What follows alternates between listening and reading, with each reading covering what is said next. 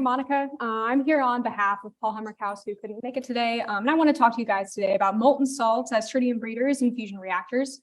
So I'm going to start by going into some of the background context for tritium breeding, some of the requirements for this, the need for neutron multiplication, some of the material needs. And then I would like to go into a little bit more detail about some historical designs that look at molten salt, particularly the blanket comparison selection study, APEX study, and then some more current designs that we're looking at today who are represented here at this as well. And then last but certainly not least, what are some of the current research needs associated with these designs? So first, for some background, the DT fusion reactor is the most achievable reaction. And if you look at this reaction rate plot here on the left, you can see that this DT fusion reaction has the highest reaction rate for lower temperatures. So that's why it's being pursued by developers. But some of the drawbacks to this is that tritium is not naturally abundant, has no natural supply, and has a relatively short half-life of 12.3 years. So some small amounts of this can be produced by the fission industry that can be used in research devices. However, in order to have a sustained nuclear fusion reactor with DT fusion, we need these reactors to continuously produce its own tritium supply. And this needs to happen with a tritium breeding ratio of greater than 1, or TBR greater than 1. So how do we do that? We're going to need to use lithium. Lithium is the only element that can achieve a TBR greater than 1. We have two isotopes that are of interest here. We have lithium-6 and lithium-7. Lithium-6 has an abundance of about 7% naturally, and this is of the most use for us because it has a relatively high cross-section at more thermal energies. Also, it does, in addition to producing a triton, does produce additional energy. And you can see here that lithium-7 is also useful. We can get tritium from this as well in additional neutrons, but it has an energy threshold, so it's not as useful deeper into the blanket. So a DT fusion reactor, contrary to how you would believe, uses deuterium and lithium as fuel rather than tritium, because tritium is simply an intermediate byproduct. So we have this sort of two-stage reactor where you have deuterium and tritium that are burned in the plasma, and then you have lithium that is burned in the blanket to produce more tritium. So in addition to having a breeder that produces tritium, we need to have neutron multiplication. So in order to produce a TBR of equal to 1, this is only achieved when every single fusion neutron produces a triton.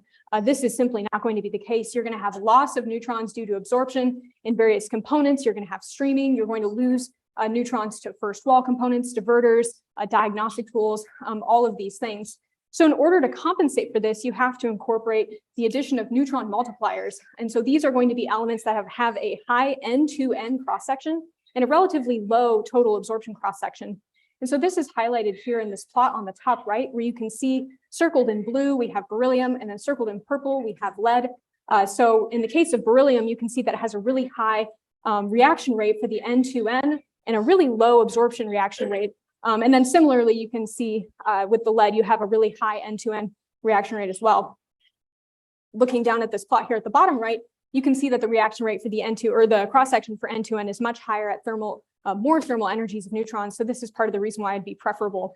So although beryllium is a superb multiplier, there are a couple of drawbacks associated with this. There's toxicity associated with it. This was talked about a little bit earlier, some supply chain issues, and then uranium impurities. So if we look at a breeder material, we're going to be talking about this with candidate breeder and multipliers, because these are going to have to be used in conjunction with one another. So this plot here shows both solid breeders and liquid breeders. I'm going to be focusing mostly on the liquid breeders here today, but you can see that there are some TBRs associated with the solid breeders that can be improved with the addition of more multiplication. But some of the liquid breeder candidates include liquid metals such as lithium and lead lithium. And you can see that those have some of the higher TBRs, particularly with the inclusion of lithium-6 enrichment. But the molten salts, the salt that we're looking at in particular is FLiBe, particularly a 2-to-1 mixture of the lithium fluoride and beryllium fluoride. And in this case, you can see that it doesn't have a particularly high tritium breeding ratio as is, but if you include some potential lithium-6 enrichment or the addition of beryllium multipliers, you can have a higher theoretical maximum TBR. But because it has a relatively low TBR compared to the other liquid breeder materials, this is part of the reason why it hasn't been as preferred as a candidate for a breeder material. So last but certainly not least, we need to look at structural materials. The key takeaway that we need to have in fusion is that all DT fusion reactors will create significant quantities of radioactive material through neutron activation. So in order to make sure that this is still acceptable, we need to have activated waste that is short-lived and low level. And so we need to make sure that the decay heat is also well below that of fission levels. This necessarily requires low activation materials. And you can see in this plot here on the right, if you do a comparison of radiotoxicity across all of these different devices, there's highlighted, you can see there's the molten-salt fast reactor, which is in that light blue. You also have a PWR. You can see that these fusion devices of some different materials, they all have a relatively high radiotoxicity near term after shutdown, but they drop precipitously after about 20 to 30 years. And this is because of the use of low activation materials. Now, FLiBe itself is low activation, so you can see that this radiotoxicity is going to be driven largely by the structural materials. This is why this is a key point. In addition to this, there's a lot of information about the different alloying elements that are used in molten salt reactors. And a lot of these common alloying elements include things like nickel, molybdenum, niobium. These things cannot be used in these cases. In order to overcome this, reduced activation ferritic martensitic steels were produced to be used as a fusion material. But this does have a drawback of having a relatively limited temperature window in that it needs to be operated at below 550 degrees Celsius. And you can see here in a plot on the right that if you were to look at a fusion device of about 500 megawatts with different structural materials, you can see how well this reduced activation ferritic marten steel performs relative to some of these other materials, including like a silicon carbide and a vanadium alloy. And this is relative to some of the other nickel-based alloys or even that of a PWR itself. So that being said, it's important to acknowledge that some of the material research done for the molten salt reactor is not necessarily going to have a large applicability to fusion devices, although it is very important to emphasize how important some of the thermophysical data we get from molten salt reactor salt studies will be to fusion. So now I want to go into some of the pros and cons associated with molten salt, particularly FLiBe, as a breeder material. First and foremost, we have to acknowledge the tritium breeding ratio, which admittedly, without the addition of multiplier, is not very high relative to some of the other liquid counterparts. However, if you do include beryllium multiplier, it can get a pretty good TBR. However, some alternatives such as liquid metals, lead lithium or pure liquid lithium, they can achieve higher TBRs with the enrichment of lithium-6. However, they do not require additional beryllium. Another perk to using FLiBe or molten salt is a generally low electrical conductivity. This is an advantage because it can lessen the magnetohydrodynamic effects, and this is going to be important for pumping considerations. And this is potentially important for control of tokamaks in magnetic confinement devices. This is, again, a problem with liquid metals because they have a much higher electrical conductivity. You need to include some sort of insulator in order to mitigate these MHD effects that cause large pressure drops in liquid metals. Another perk to using FLiBe is it has a relatively low chemical reactivity compared to liquid lithium, which has a really high reactivity with water and air, although this is significantly mitigated by the use of lead lithium. Molten salt has a relatively high specific heat capacity, which is good for power conversion needs. And then, some drawbacks associated. Some of the cons, you have a high viscosity. This presents issues with having a large viscous pressure drop. And perhaps the most significant issue with using this common composition of FLiBe is that it has a relatively high melt temperature, which makes it difficult to use or perhaps even possible to use with the current generations of the raffined steels, which again must stay below 550 degrees Celsius. On the other hand, the alternatives, the counterparts with liquid metals, they have a relatively low melt temperature, which makes them compatible with these ferritic steels. And you can have a variety of low temperature and high temperature designs. Other drawbacks to using molten salt is that it has a low thermal conductivity relative to that of liquid metals. And this makes it more difficult to use for heat transfer. And then last, but certainly not least, and perhaps has been one of the biggest discussions of this day, has been talking about corrosion. So we need to make sure that we have effective corrosion mitigation as well as redox chemistry control. This is an issue that is even more exacerbated in fusion because you have this, the burnup of lithium is going to free up your fluorine, which will cause more chemistry problems. Where again, on the alternative side, the lead lithium is relatively compatible with the raffined steel at low to moderate temperatures. So now I want to go into some of the historical studies, particularly this blanket comparison selection study. So this examines a slow flowing FLiBe that is not going to be used as a coolant, but rather just a breeder in ferritic steel tubes. So the way this operates is you have these steel tubes that pass through at the front end of your blanket, a helium-cooled beryllium pebble bed multiplier, and then at the back of the blanket, you have a silicon carbide deflector block. Some of the key takeaways from this BCSS were that you needed to have a solid beryllium supply, and you needed to make sure that you had well studied the pebble integrity under irradiation and considered needs for possible recycling and reprocessing of the beryllium. Corrosion was identified as a major concern, and this includes also redox control and the need for having some sort of pump looped to validate any of the components that are going to be used in the system.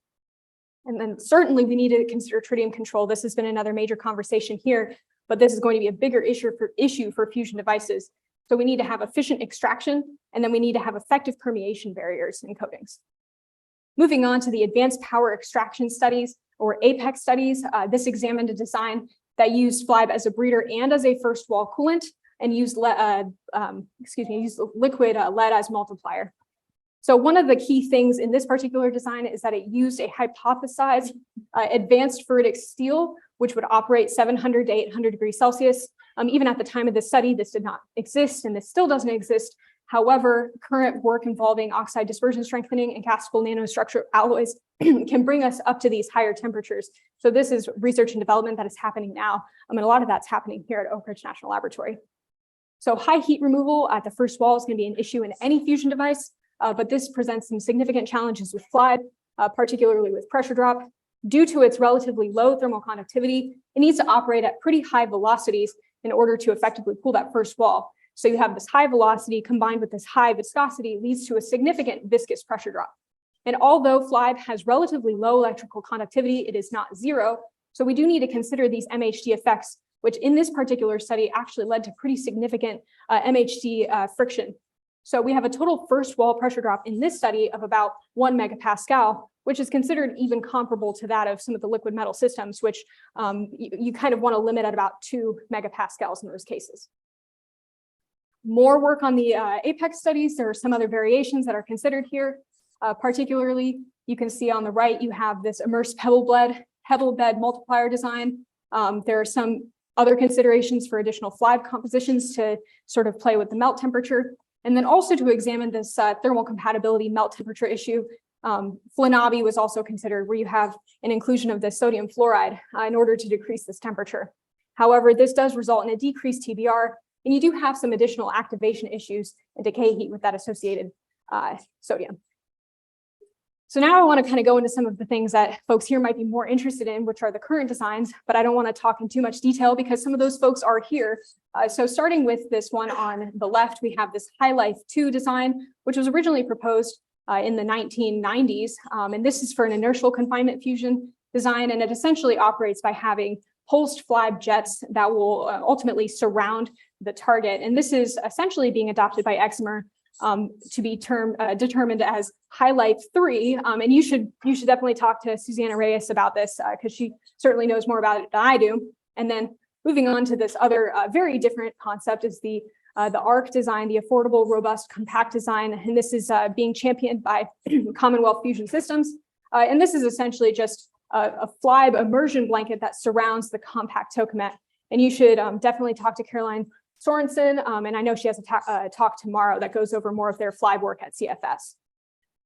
But across all of these designs, you're going to have a variety of research needs. In particular, we need to look at materials first. So we need to identify a suitable low activation material that is both chemically and thermally compatible with the raffined steel or with the FLiBe. So we can either do this by finding a concept that will be compatible with the current raffined steel structures, or pursuing other advanced materials greater in depth. So looking at ODS, CNAs, vanadium alloys, or silicon carbide. But it's important to acknowledge that these are still at relatively low levels of development. So this will take a much longer development time. Research and development campaigns are underway. And we've seen a lot of talks today about trying to understand radiation behavior in loops, trying to talk about corrosion, and trying to get an understanding of some of the material corrosion compatibilities with FLiBe. A lot of this work is happening here and elsewhere. And then also understanding the redox will be very significant.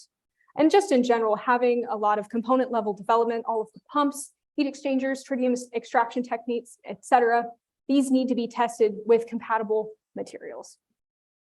Another major need is tritium. So tritium control is going to be a primary challenge associated with salt blankets. There's work being done to study this, particularly MIT has the FLiBe experiment, which is going to be examining production rate of tritium. But for sure, low solubility of tritium in salt will drive permeation and unwanted releases. And this is going to only be made worse by having high operating temperatures. So to give you some context, a FLiBe breeding blanket is going to produce probably about 1,000 times the tritium of a molten salt reactor of a comparable power. And a very small fraction of this can be released without exceeding regulatory needs. So I just want to emphasize that it's extremely important to have very effective tritium control throughout these systems. So in general, we need to have better improved understanding of tritium transport properties. And this needs to happen in flowing salt loops. And this needs to also take into consideration MHD, particularly for magnetic confinement devices. And then last but not least, we need to have effective barriers for permeation.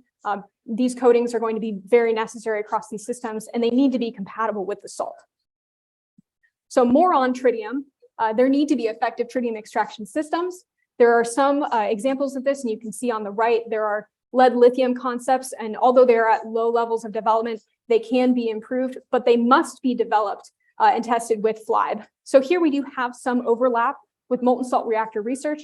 However, there are some very different needs with this fuel cycle, particularly in that the fusion fuel cycle requires that the tritium extraction be, not just capture the tritium and trap it, but we need to be able to, remove it efficiently from the system. And it needs to be thorough and efficient in order to maintain a low level of tritium inventory. This is a commonality, but we have to be able to process it quickly and remove it from whatever this tritium extraction system will be in order to have a high throughput to convert it back into fuel.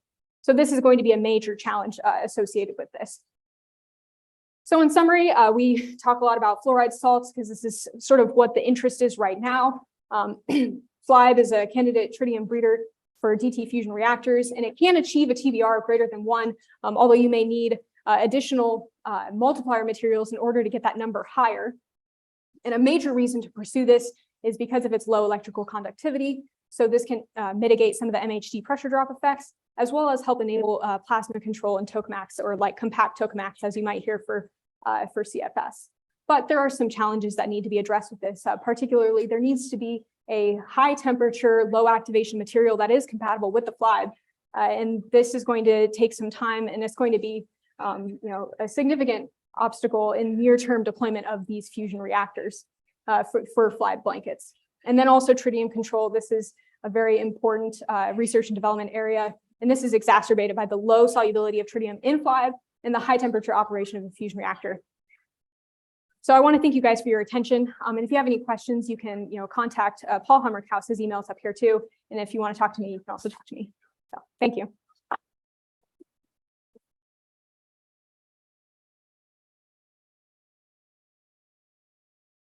Okay, we'll take a question or two.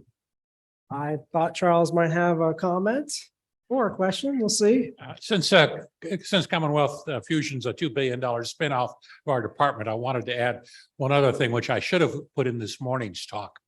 What's happened in the fusion community is the magnetic field strength has gone up, which as a consequence increases the power density in the blanket by a factor of 10.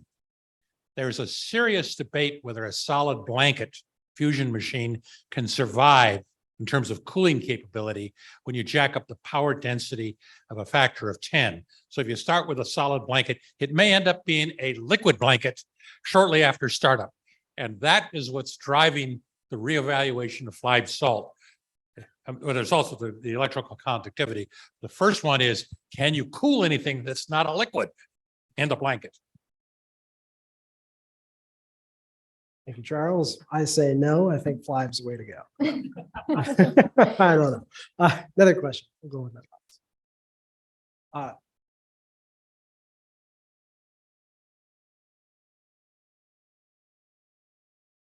Thank you. Brent Shearer, FlowServe. I enjoyed your talk.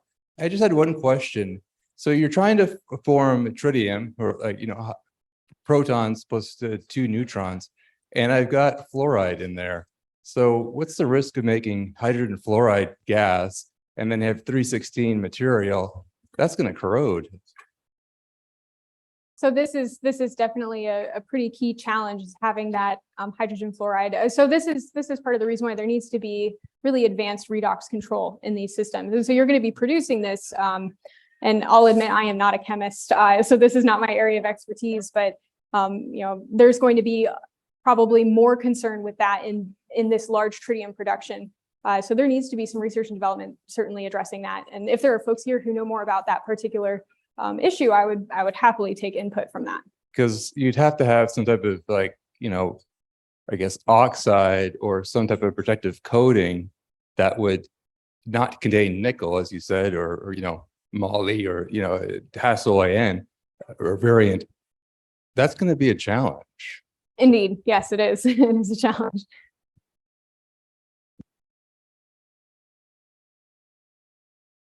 Any others? Comment on that. The radiation field also has an effect, not just the generation. That's not a question, just a comment. You mentioned the low solubility of tritium in the FLiBe salt. In the MSRE, that kind of worked to their advantage because most of it came out in the pump, and then they were able to vent the pumps. So that'd be seems to be a good source of getting rid of the tritium for your later reuse. To comment on that a little bit, it can be an advantage to have low solubility of tritium, because then you can get the tritium out, but it does lead to issues because we're producing so much tritium in the breeder blanket. You need to make sure that you don't lose that. You have to have really effective permeation barriers to make sure that that's maintained and controlled.